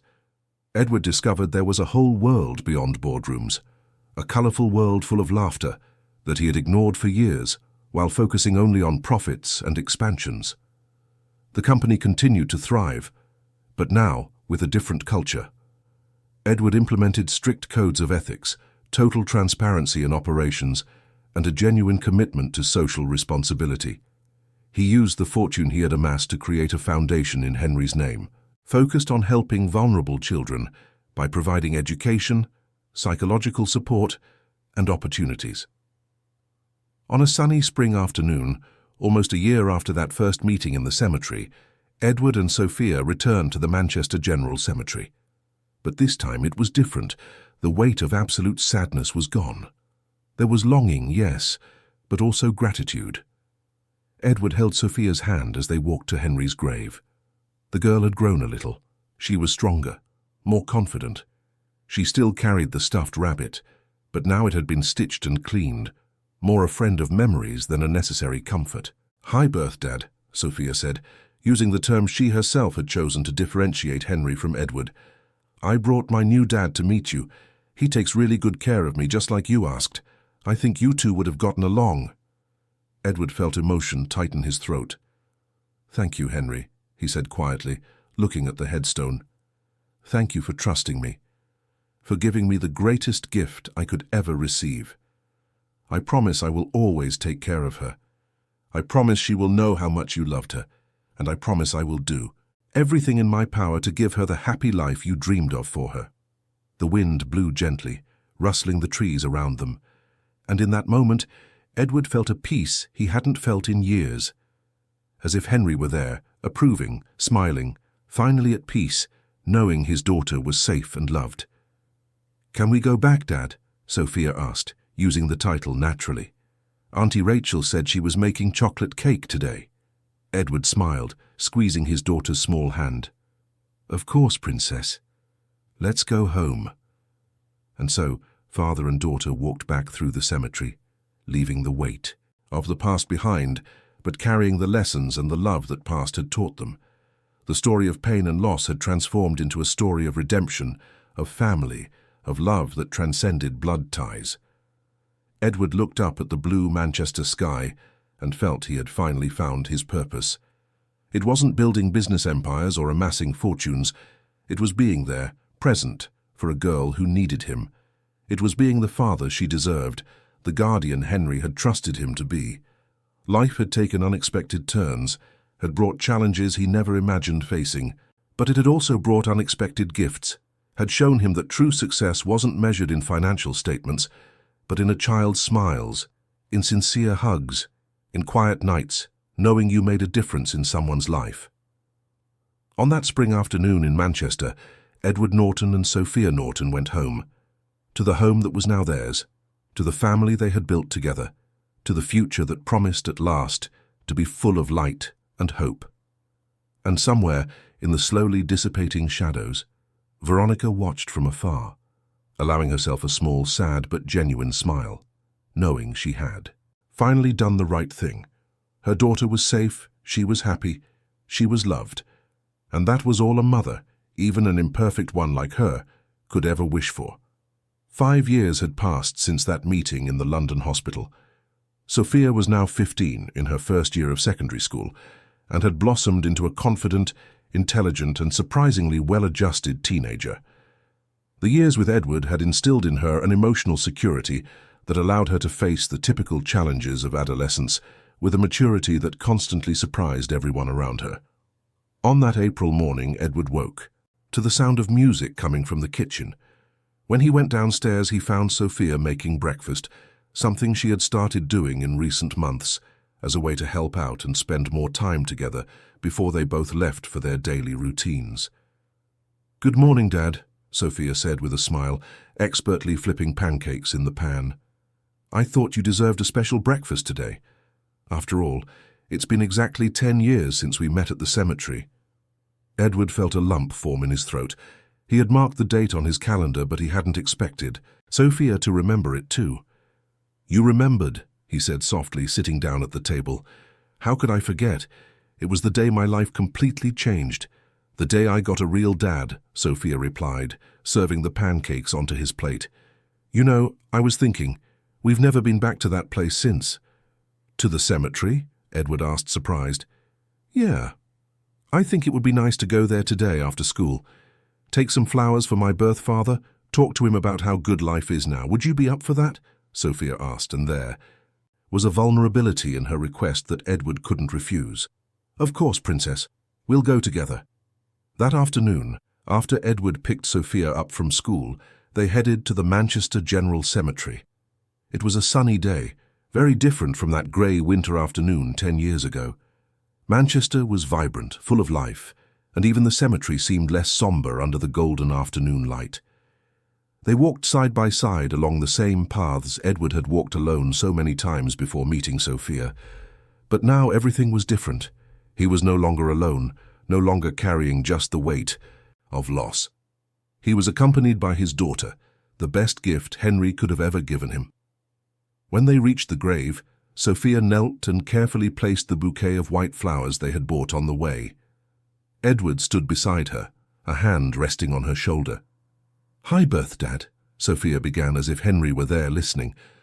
"It's been a while since I've been here. Sorry about that. Life has been so full, so good, that sometimes I forget to stop and be grateful for everything you did for me, even when I was too little to understand." Edward felt his eyes well up but let Sophia continue. "I'm 15 now.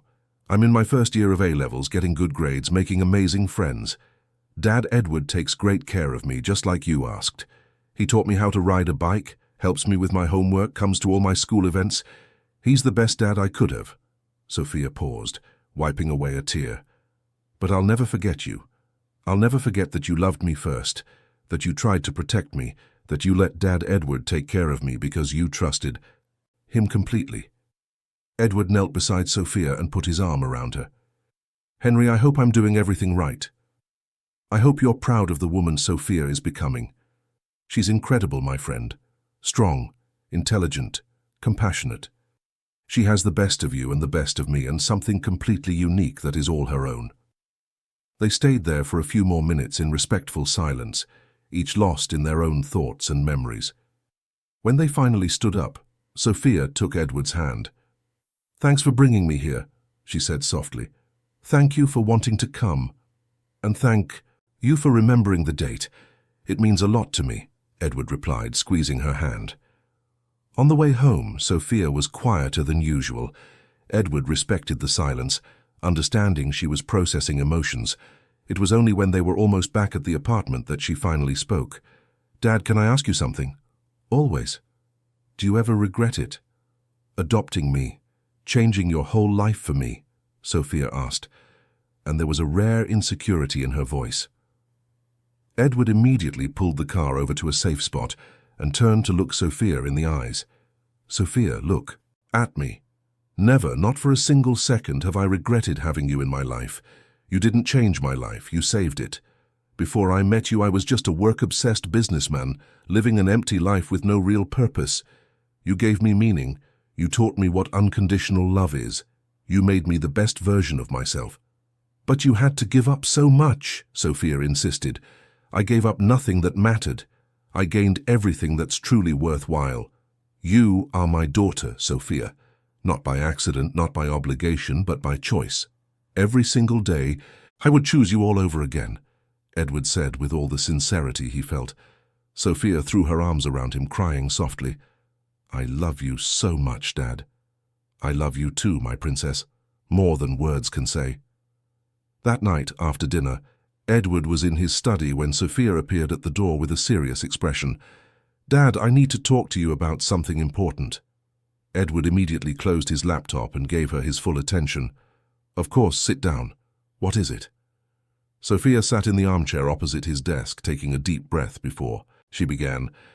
"I've been thinking a lot about my future, about what I want to do after I finish school." "And have you come to any conclusions?" Edward asked, curious. "I want to study business administration with a focus on social responsibility. I want to learn how to build businesses that are profitable, but also make a difference in the world, like you and my birth father did, but even more consciously, even more impactfully," Sophia explained, her eyes shining with enthusiasm.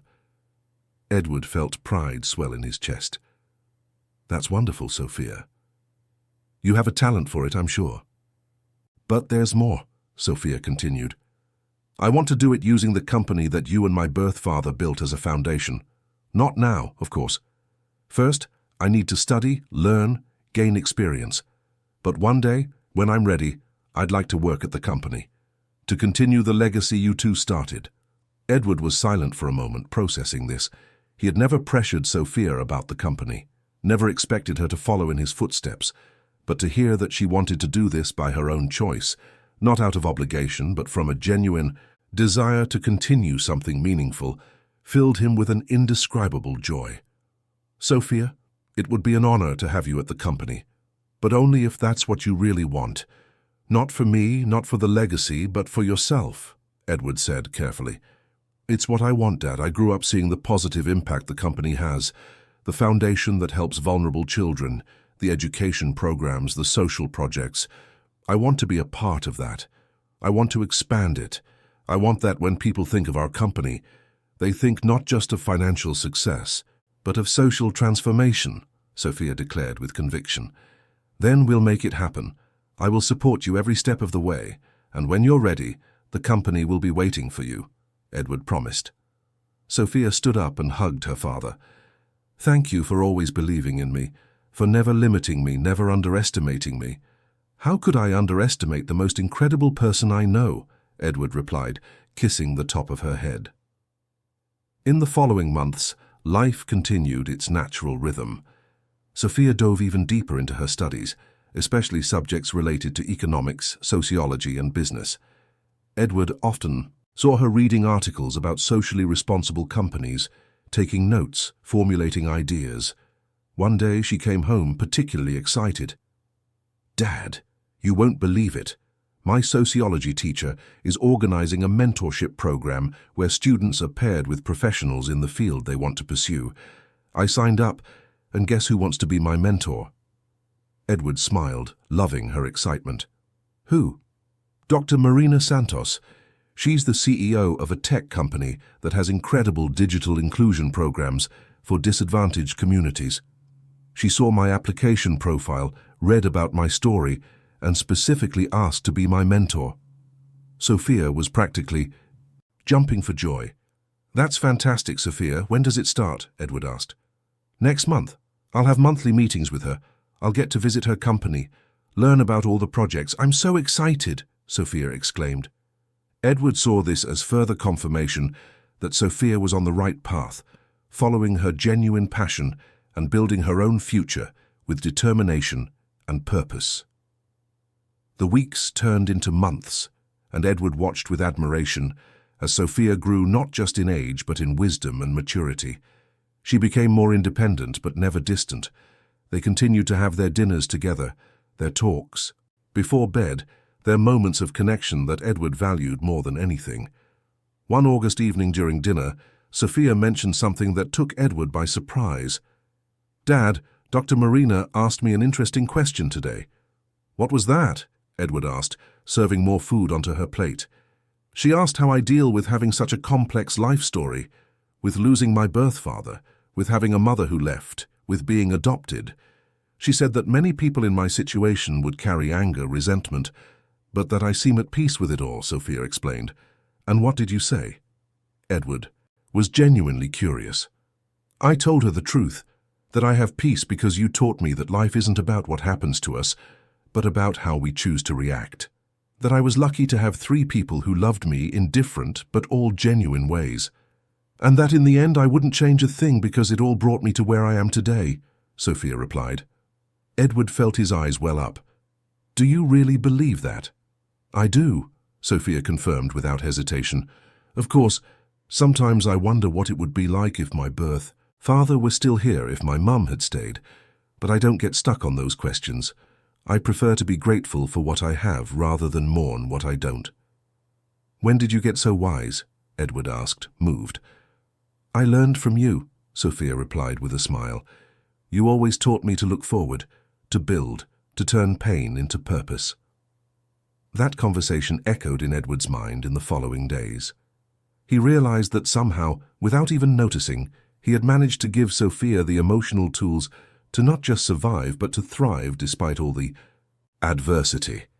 In October, Sophia's school organized a presentation where students from the mentorship program would share what they had learned.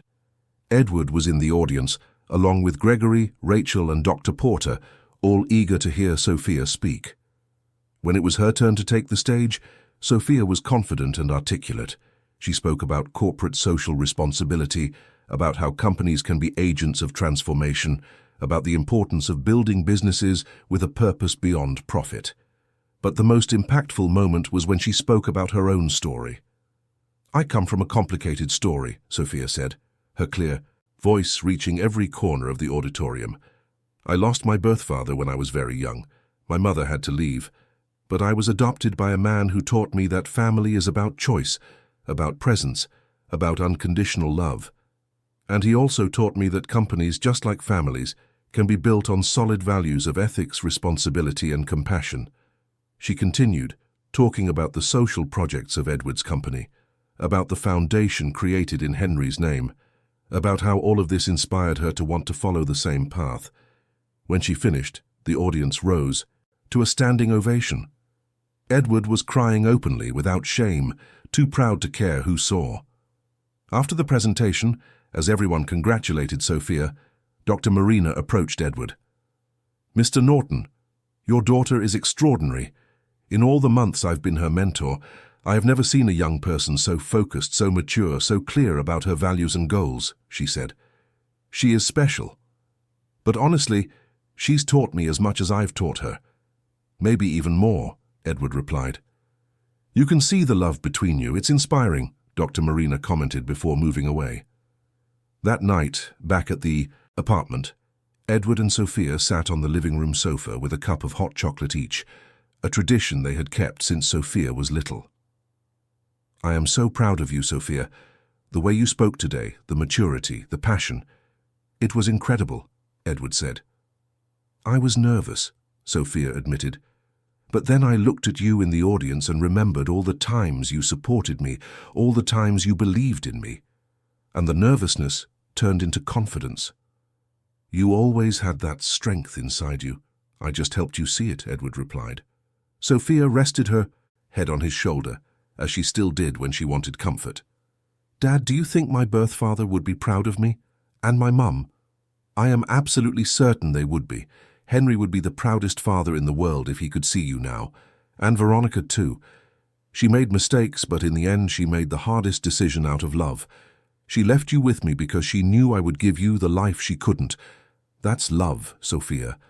True, sacrificial love," Edward explained.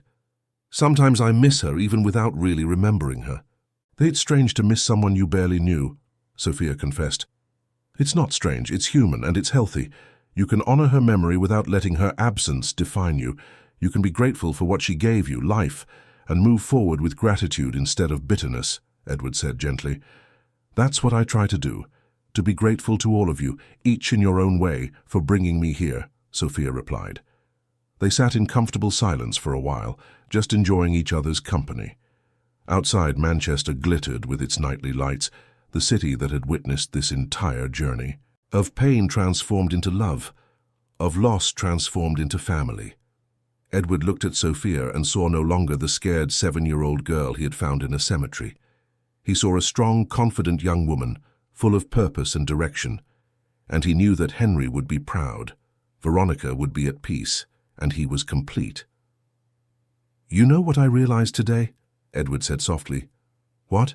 Sophia asked. "That the best thing I ever did in my life wasn't building a successful company, wasn't making millions, wasn't any professional achievement. It was saying yes that day in the cemetery, when I found a little girl crying. It was choosing to love you, to raise you, to be present. That was my greatest achievement," Edward confessed. Sophia lifted her head and looked at him with tears in her eyes. "And do you know what the best thing that ever happened to me was?" "Tell me," Edward prompted. "Being found by you. Gaining a father who never gave up, who always believed, who loved me unconditionally. You saved me, Dad. In every possible way, Sophia said, hugging him tightly. We saved each other, Edward corrected gently. Because before you, I was. Lost too, I just didn't know it. And there, in that Manchester apartment, father and daughter remained in an embrace, bound by ties that went far beyond legal papers or conventional definitions of family, bound by choice, by love, by a shared journey that had transformed them completely. The story that began with tears in a cold winter cemetery had become a celebration of love, resilience, and second chances. And as the night wore on, Edward knew with certainty that he had honored not only Henry's memory, but also the most precious gift life could have ever given him. Sophia was his daughter, in every sense that mattered, and that was all he needed to know.